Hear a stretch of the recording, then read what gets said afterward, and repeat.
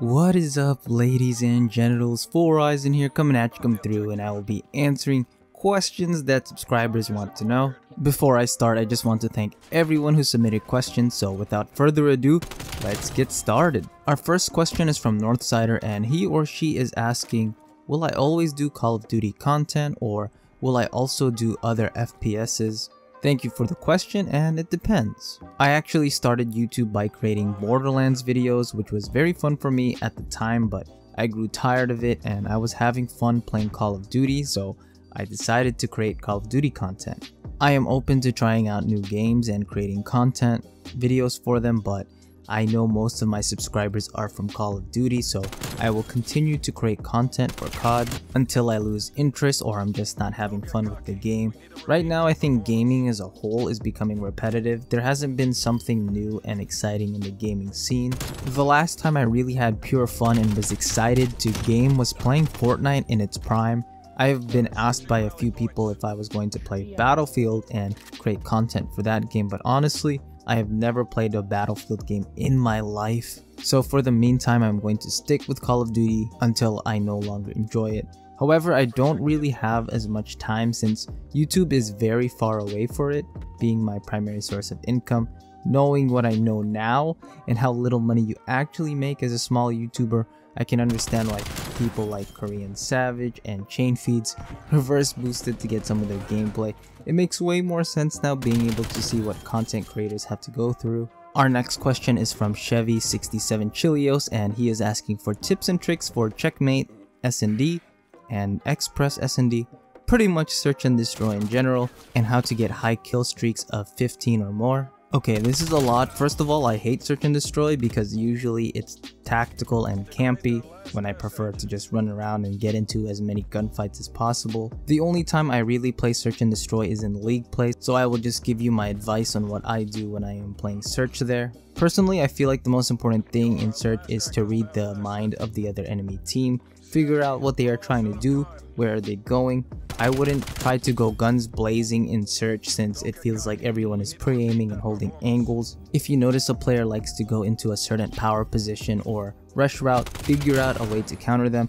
Also, play with your team since you can't respond, so if you die, at least get something out of it like a trade. But like all things, the way to get better at search and destroy is to play more search and destroy. To answer your other question on how to get high kill streaks of 15 or more, it's usually a combination of mechanical skill and knowledge. If you have bad aim or lose a lot of 1v1s, it is going to be very hard to go on a big streak. Usually, if you play slower and wait for your enemies, it is easier to go on a big streak. You can also use things like the Firebow, Death Machine, and War Machine to help you go on bigger streaks, since for some reason, kills with those score streaks add on to your kill streak. Like all things, practice is very important. Practice on going on long streaks instead of just running into the whole enemy team and trading one kill for one death. Our next question is from Chevy67 Chilios again. Wow, he asked two questions, which isn't a problem, but this time he is wondering about spawns, where are they in domination and hardpoint, how to read the minimap better. Sometimes he thinks they are downstairs when they are upstairs.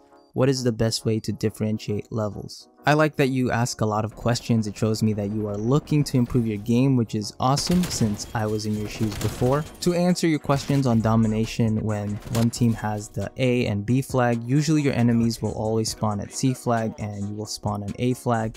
Domination is the easiest game mode to predict spawns since whatever flag the enemy has is usually where they will spawn at. Unless you or the enemy has captured A and C, usually it will spawn the enemy on the opposite side of your team.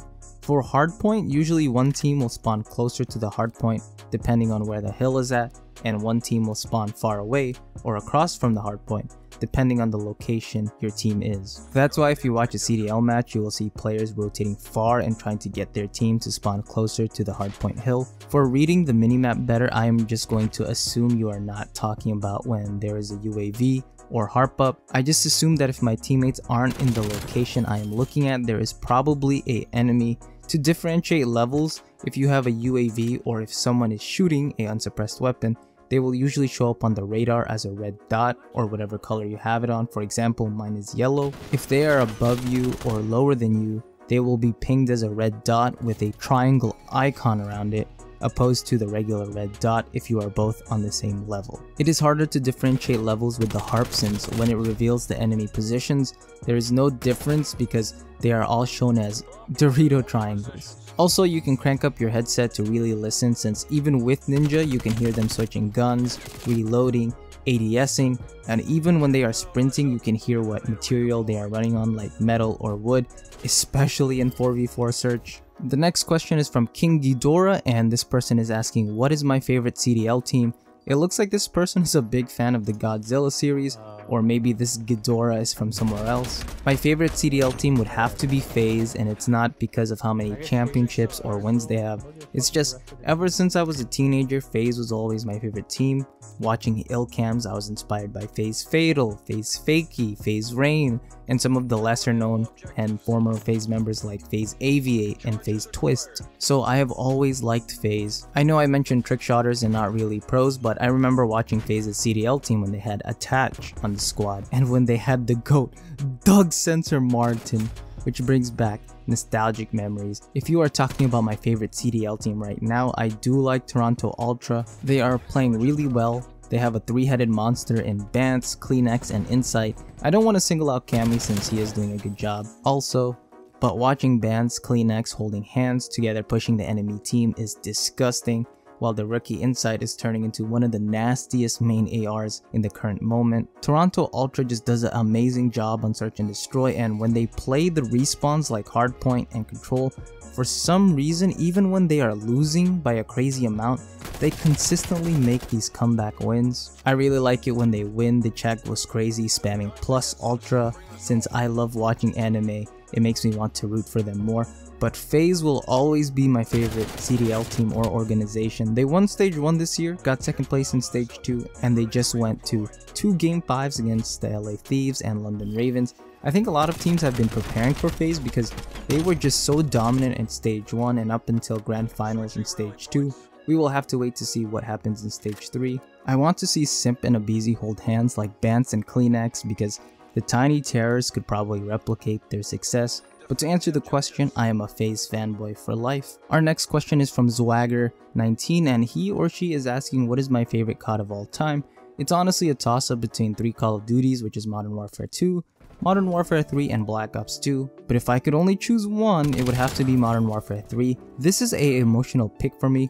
Modern Warfare 3 was not the best game. Everything was overpowered, there was cheese left and right. I remember when Robert Bowling was like, F you Last Stand, and ironically enough there was Final Stand and even Dead Man's Hand, where if you died you could blow someone up with C4. I remember I was on a Moab streak, which was the nuke in MW3, and I downed someone with Dead Man's Hand and he took me down with him. I was raging so hard because I had Specialist on and you get all the perks, and one of them was Blast Shield, which is like a bootleg flak jacket since it did not save my life from Dead Man's Hand. The reason why MW3 was my favorite was in MW2 I liked sniping and trickshotting. When I mean trickshotting, I don't mean doing a 360 and emoting. What I mean about trickshotting was care package stalls, drop backs, 1440 suicides, tac knife flip, barrel roll, fade shot, and 720 insta swaps. I can go on, but in MW3 they took out the YY or triangle, which kinda killed the trickshotting scene. In my opinion, trickshotting in MW3 was nowhere near as good as MW2 or Black Ops 2, so it made me turn into a pub stomper. I was watching Fear Krads, Chris Smooth, and an OG YouTuber named Fear Moho. This is what really got me into going for nukes and learning more about the pro scene. Unfortunately, Chris Smooth stopped playing Call of Duty after Modern Warfare 3. Fear Krads, to my knowledge, stopped playing Call of Duty and YouTube to focus on a business he created, so most of my OG heroes have moved on. Damn, I'm actually quite sad now since I know there will be a day where I will have to move on as well. Our final question is from Clorox Bleach, and this person is asking if I lift weights. If he is talking about weight and carrying people in Call of Duty, then yes. But if he is talking about do I lift bro, as in weights at the gym, then that is also a yes. I will show you a picture of how I looked like before, then a picture of how I look like now. Okay, obviously I'm memeing right now, but I used to lift weights, but during the pandemic all my gains went away. I just stopped exercising and focused all of my energy on YouTube and content creation. I actually want to start doing calisthenics, which is bodyweight exercises, since some fitness experts think it's better to have functional strength over aesthetics, but when I was lifting, I only weigh 140 pounds and my max for bench press was 205, and for squats and deadlift I could do 345. The hardest part for me when I was lifting was dieting and getting enough rest to cover. When I mean dieting, I don't mean losing weight, I am talking about macros and actually gaining weight. So yeah, that is it for all the questions. Thank you again for everyone who submitted questions. I had a lot of fun answering them. In the future, if anyone has more questions, I will be looking forward to answering them. If you have video ideas or anything you want to tell me, leave it down in the comment section below, since I do reply. Other than that, namaste my friends, and I will talk to you all next time.